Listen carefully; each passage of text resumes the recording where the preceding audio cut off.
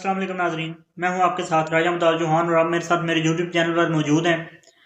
बात कर लेते हैं पंजाब, वफाक और केपी के और तमाम जो सूबे हैं उनमें मखसूस नशस्तें तहरीक इंसाफ के सपोर्ट करदा उम्मीदवार और सुन्नी इत्तेहाद कौंसल में जो शामिल करदा उम्मीदवार हैं उनकी मखसूस नशस्तें नहीं दी जा रही। सदर पाकिस्तान ने भी इजलास बुलाने से इनकार कर दिया है जब तक कि मखसूस नशस्तें पीटीआई के हवाले नहीं कर दी जाती। तो इस कदम को अब किस तरह से देखा जाए, एक तरह से बेहतर भी है और एक तरह से ये बायास भी हो जाता है। लेकिन जो बात कर लेते हैं कि क्या मखसूस नशस्तें मिलनी चाहिए और मखसूस नशस्तों की अहमियत क्या है पीटीआई के लिए, और क्या मखसूस नशस्तें मिलना कानून में है। इस तरह से ये पहले हो चुका है इस तरह से कि कोई किसी पार्टी के ने कोई नशस्त भी ना जीती हो और कुछ आज़ाद उम्मीदवार आज़ाद तौर पर जीत के उस पार्टी में जब शामिल होते हैं तो माजी के अंदर मखसूस नशस्तें उस पार्टी को दी गई।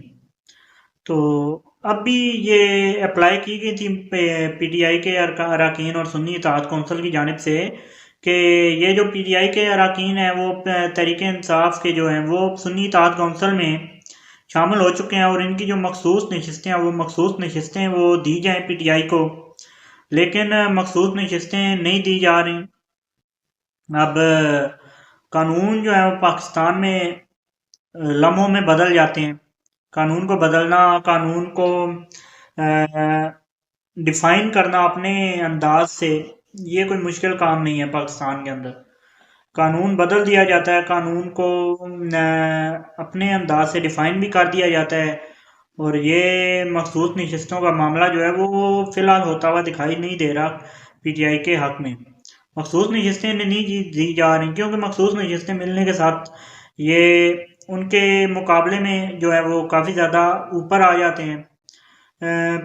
लेकिन जो अगर हुकूमत की बात की जाए तो पीटीआई के जो अरकान हैं सुन्नी इत्तेहाद कौंसिल के जो हैं मेंबरान, उन्होंने और इमरान खान साहब ने यही मेन बयानिया रखा है कि हमने अगर हुकूमत बनाई तो हम अकेले बनाएंगे, नहीं तो हम अपोजिशन करेंगे।